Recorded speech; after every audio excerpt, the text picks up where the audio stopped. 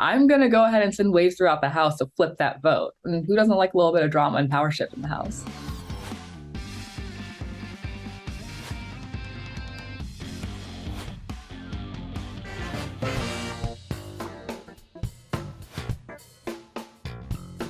So there's two ways that I look at this. As a player, I take someone I'm not close with because I want the person that I have been close with to be on that jury to give me that vote. And who doesn't want to win with a knockout runaway win? That's easy. As a fan, I want to see a close vote. I like the drama. I like the anticipation. But if I'm sitting up there, final two, which mark my words, I will be, I'm not taking any risks when it comes to 750K. So when it comes to the actual gameplay, I'm sitting out my ally so they can give me the vote and get that jury in my favor.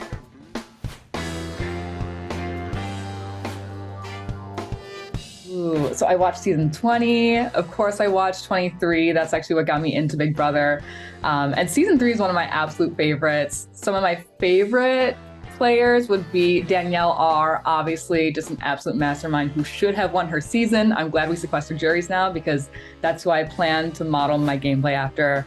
And I love Janelle. I'm really obsessed with women in this game who are just bold, brazen, and aren't afraid to go after what it is what they want. And I love how Janelle was not afraid to be a bubbly, girly personality while also dominating competitions. I like that these women that I'm thinking of never sacrificed who they actually are and still played a fabulous game.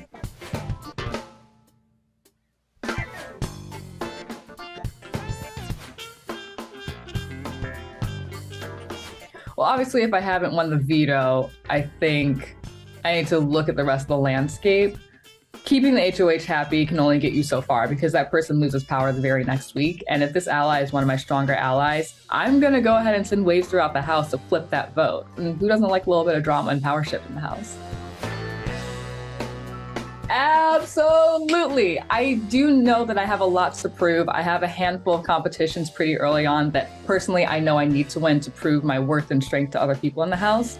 When it comes to absolutely dominating competitions, that's just not necessary for me to get far in the game. I would much rather be a player that has more social power and can make things happen in the house without being HOH, instead of being HOH and seeing all my power crumble because somebody has more social power than me. That's the easy thing. I'm throwing those comps.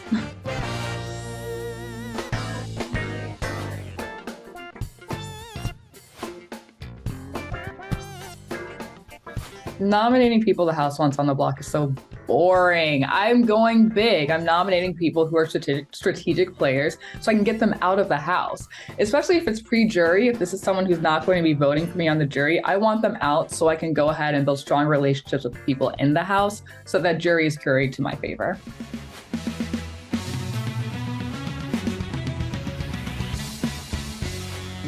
I don't even know where to start. I mean, first of all, best speech I've ever heard on Big Brother.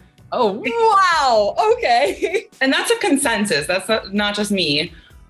Best finale look, obviously. Biggest underdog story. I felt like probably the most poised answers from the jury questioning that I've ever heard. I mean, wow. You killed it. How are you feeling? You're also the first Black woman to ever win Big Brother. Yeah. Like, what's going through your mind right now? It's racing a million times over. And it's just so funny that you say all of these things about my finale speech, my answering the questions to the jury, because going into this finale night, having not won part 1 or part 2 of the finale comps, I felt like I didn't have any argument in this game at all. So, you know, there's so much about this game that is validated through competition wins, validated through how you take power, you wield it, you use it. And I had the opportunities a few times, but both of my HOHs were usurped by guys who won vetoes. So going into this jury, I just thought they are going to feel like I am just trying to guilt them into giving me a vote. And because of my relationship that I had with the women in the house, I really felt like they would lean more towards looking straight at numbers and being convinced that the only way to win this game is through a resume. And it was between Turner and Monty at that point. So all I could do going into that finale was just speak from the heart and be honest about my experience here. And if it resonated, it resonated. And if it didn't, then I had an honest shot. But I'm thankful to Monty for giving me that shot because I couldn't do it on my own. So those are the big things running through my mind. Mm-hmm. First Black woman to win Big Brother. It was the goal I had coming in. I didn't know if it would happen. I was first on the block in the first week. It didn't feel like it would happen at all. But season 3 was the last season I watched coming in before even coming into the season. And to watch Danielle Reyes play just a phenomenal game, the amazing game that she played, and not win in the end, I was just like, there is nothing that will stop me from speaking about wanting to be the first Black woman to win this game and doing everything in my power to make it happen. And you did it. I did it. You did it. I feel like I have played this game not just for Taylor Mackenzie Dickens Hale. I've played it for Devon. I've played it for Bailey, every Black woman who has played this game, and ultimately Azah and Danielle and Monica, who made Final 3, but just couldn't take it home for whatever circumstance. Like, it's bigger than me. I did it for them too. Wow. You're making me emotional. So obviously, you're well liked. You won America's Favorite Player, which congrats. Thank you. But I just really want to reiterate, or even tell you how loved you are. I've never seen a season or a person on this show where the fans rally so much about one person. Like, it's always divided. No, everyone was Team Taylor. You have over 100,000 Twitter followers now. Twitter. You have the Cookout was rooting for you the entire season. What else? You won a reality fan award or some reality TV award, and you beat like Kim Kardashian. What? Wait, what? Yeah, there's like, you don't understand. Lays is live tweeting Big Brother, by the way. Okay, my mom did tell me that Lays was getting into Big Brother now, but it's so funny because Beyond. And I'll let you ask the question that you want to ask in a second, but it's just really funny because I was so certain coming into this game that, I did my research and I went on Reddit and I went on Twitter because I wanted to be respectful of the fan base and go into the game having some knowledge. And I could tell the Big Brother fans are very peculiar.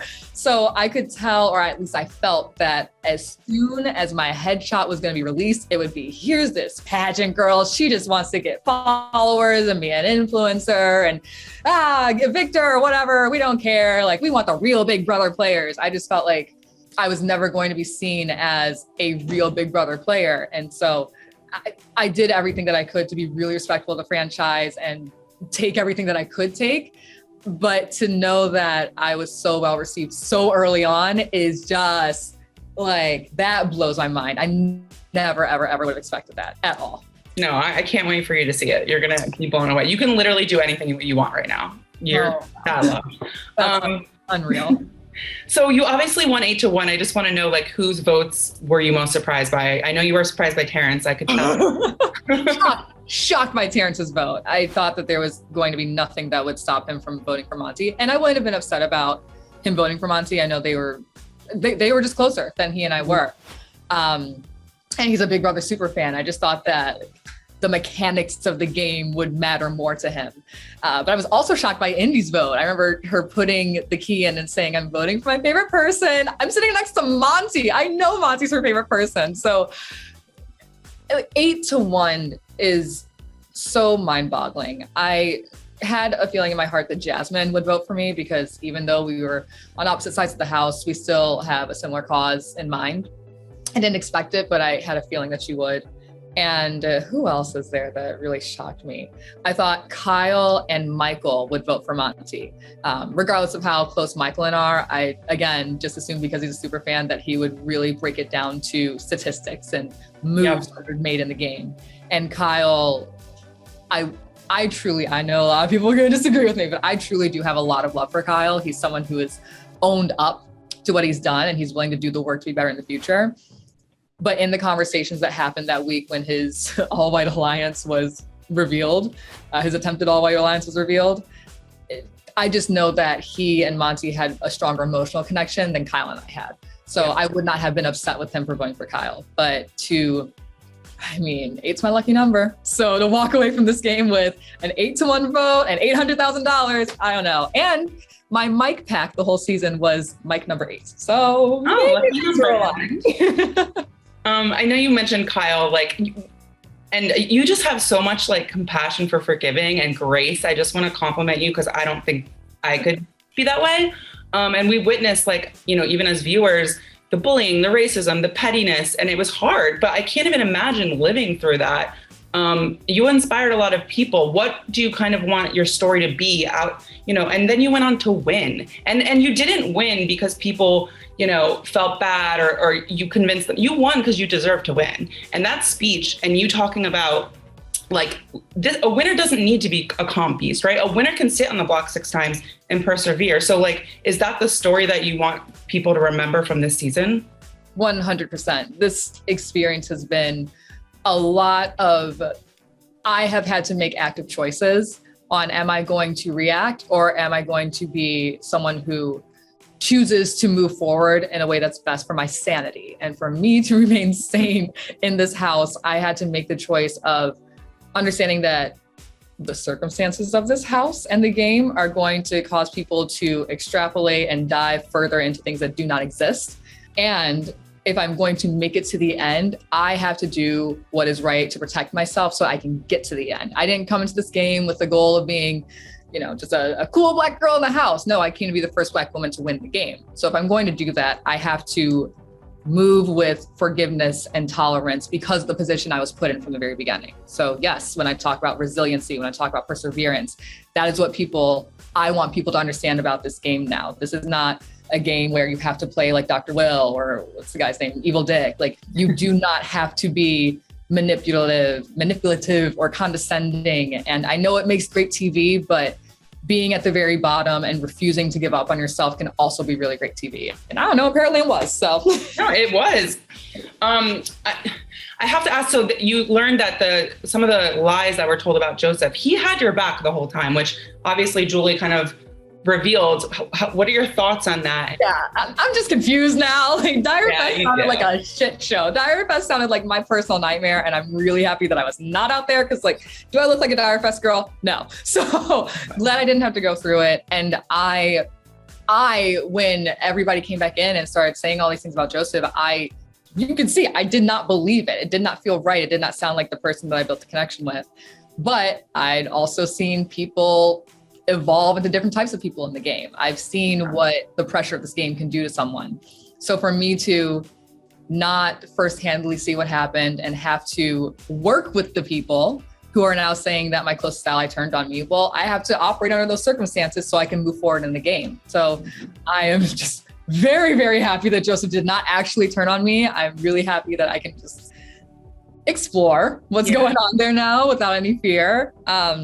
But it makes me feel a lot better about my gut too, because there's so many opportunities in this game where you just don't know what the hell to feel or believe or think. And I question my gut all the time. And I'm sure you can see that with the way that I react to how different moments of adversity were brought to me. It's like, okay, am I right to feel the way I'm feeling? Is this person justified in how they're feeling? Where is the truth here? Because I think we all have our own version of the truth.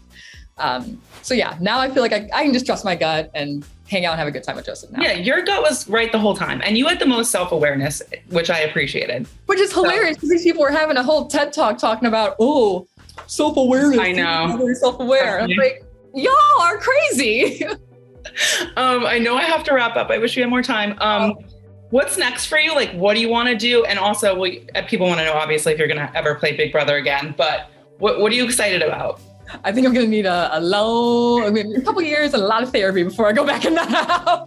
That is fair. Y'all saw what it was like for me. Yeah, that's a lot of trauma. I get it. It was a hard season. It took a lot for me to get to the end. It's worth it, but I had to do what I had to do to get there. So I'm going to need some time away from Big Brother house. I think if I had a game like Tiffany last season, where it was more strategy than literally defending my character at every turn, I would be saying, yeah, I'll go into the Big Brother house next summer. Taylor needs some time. Yeah. But I have always wanted to get into entertainment news after this. So if there's an opportunity, I'm willing to kick that door down and jump in there. Great. Well, thank you so much for talking to me. Congrats. You earned it. I'm so happy for you. Thank you, Karen. This is like coolest thing ever, able to talk to you about all of this. Thank you so much.